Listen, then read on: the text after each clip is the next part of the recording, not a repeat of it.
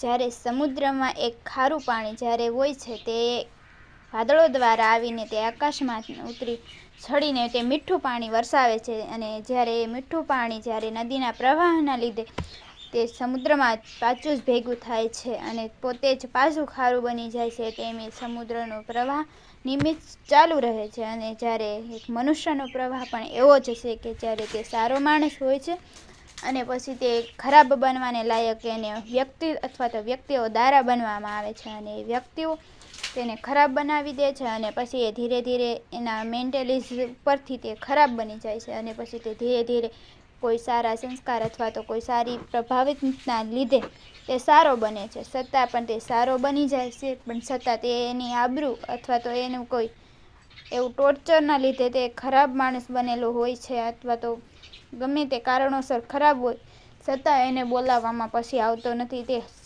સારો હોવા છતાં પણ તેને કોઈ પણ પ્રકારનો સપોર્ટ કે સાથ આપવામાં આવતો નથી. તેવી જ રીતે આ સંસારમાં છે જે મનુષ્ય અને ખારું પાણી, એવી જ રીતે એ બંનેનો પ્રવાહ એક જ સરખો છે સાહેબ, કે જે અત્યાર સુધી હાલે છે અને અત્યારે પણ એ પ્રવાહ શરૂ જ છે.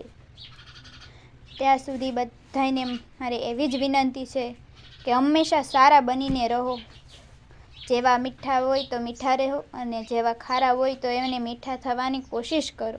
એવી જ રીતે આ વિડીયો મેં એટલા માટે બનાવ્યો છે કે તમારા સુધી આટલું પહોંચે અને તમે લાઈક કરજો, શેર કરજો અને સબસ્ક્રાઈબ કરવાનું ભૂલતા નહીં. અને નેક્સ્ટ વિડીયોમાં મળીએ ત્યાં સુધી બધાને મારા હર હર મહાદેવ.